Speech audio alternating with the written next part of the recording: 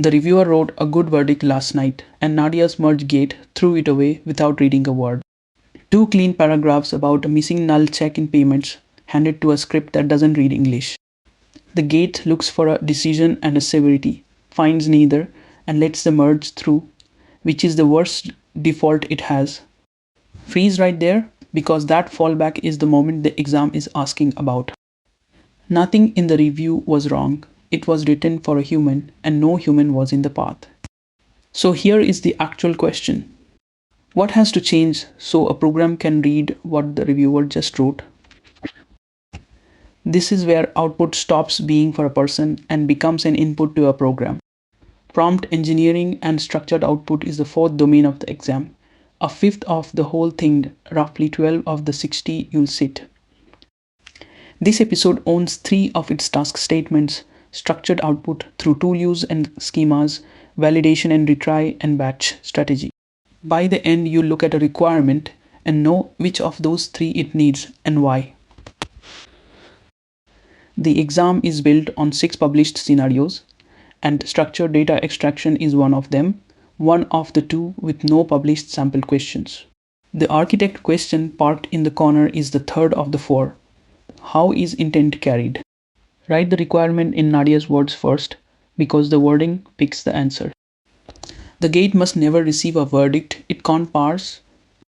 You know what must never does to a list of options, so asking for JSON in the prompt is out, and so is a careful instruction.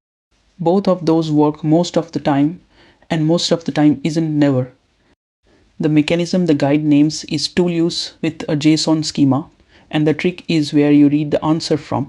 You define a tool whose input parameters are the shape you want, then read the answer out of the tool call instead of the text.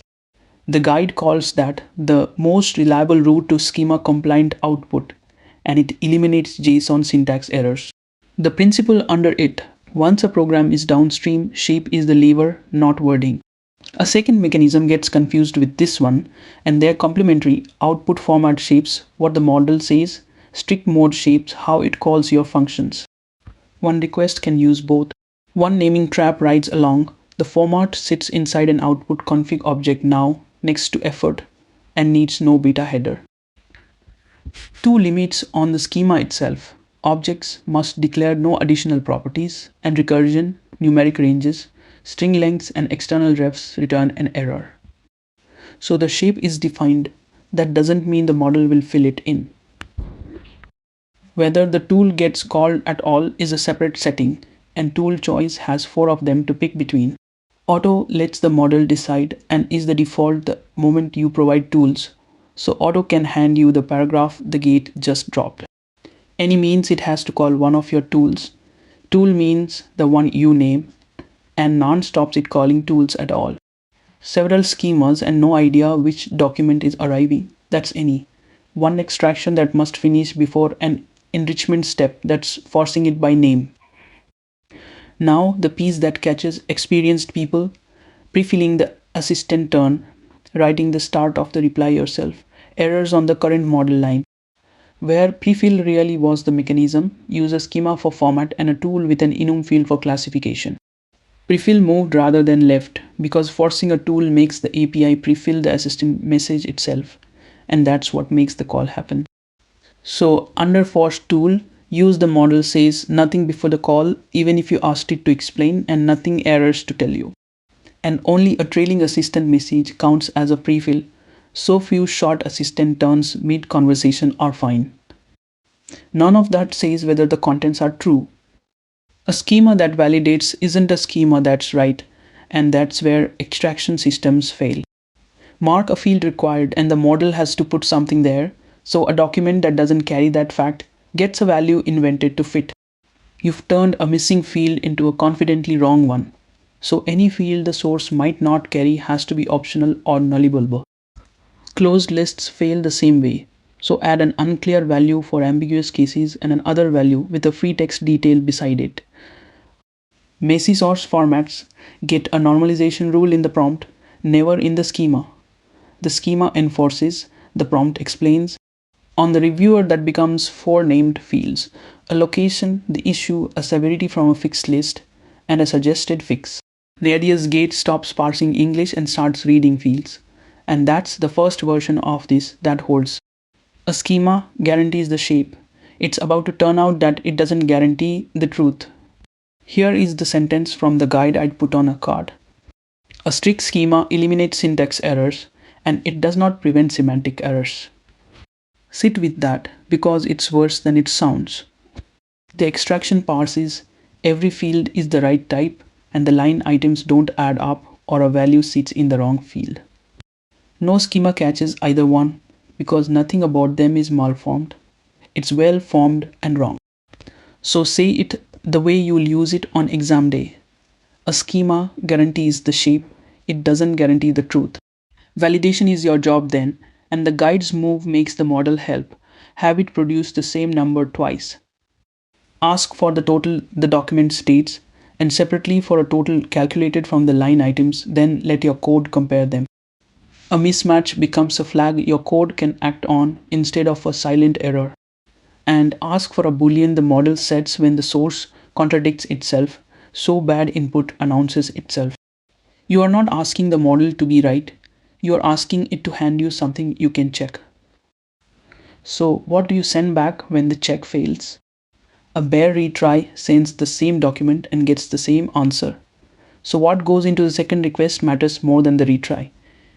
A retry with feedback carries three things: the original document, the extraction that failed, and the specific validation errors. The model isn't extracting anymore, it's correcting, and correcting is easier than starting over. Here is the limit, and it's where items get written.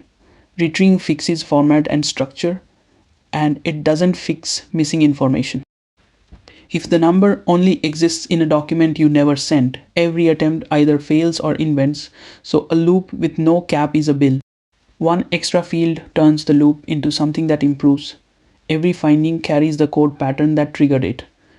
When Marco's team dismisses one you know, which construct produced it? So false positives become a sorted list. That loop runs whenever somebody opens a pull request. The overnight work is different. The last piece looks misfiled in a prompting domain, but batch processing is an architecture decision. There's a batch route that costs far less than calling in real time, and it's far slower, with no guaranteed completion time at all. The rule is short, and it's about who's waiting. If a person or a merge is blocked on the result that's real time, and everything else is batch, every request carries an identifier you assign, and results match back by that identifier, never by the order they return in. When part of a batch fails, you resubmit only those, and you change something first, like splitting a document that ran too long. A batch request can't run a multi-turn tool loop inside itself, so work needing tools executed mid-request doesn't belong there. Refine the prompt on a small sample first, because a first pass problem in a big batch is thousands of mistakes. That's the design done. Now sit an item on it. This one comes from the guide's published samples, and a team wants to cut the cost of its automated analysis. 2. Workflows run on real-time calls. One is a blocking pre-merge check developers wait on, the other, a debt report generated overnight. The manager wants both moved to batch for the savings, and you evaluate that. 4 options. Move both and poll for completion. Move both with a fallback to real time if batch runs long. Keep both on real time to avoid batch ordering problems, or move only the overnight report. Start with the option that dies on a fact, because ordering problems don't exist. Results correlate by the identifier you attach.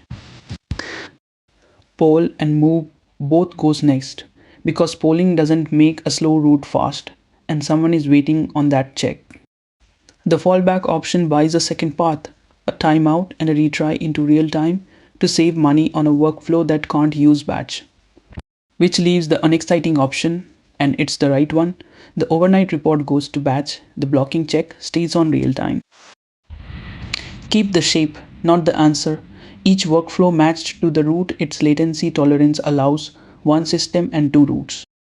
Look at where Nadia's system stands tonight, because it isn't the one that opened.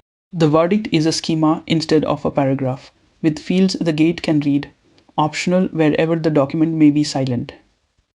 A validation step compares what the model stated against what it calculated, and the retry carries the errors back with it. The overnight analysis moved to the cheap route, and everything a person waits on hasn't moved at all. 2 lines to walk into the exam with. A schema guarantees the shape, it doesn't guarantee the truth. And batch is decided by who's waiting, never by what it saves. Next time, the thing quietly true for several episodes. All of this works because the repository is small,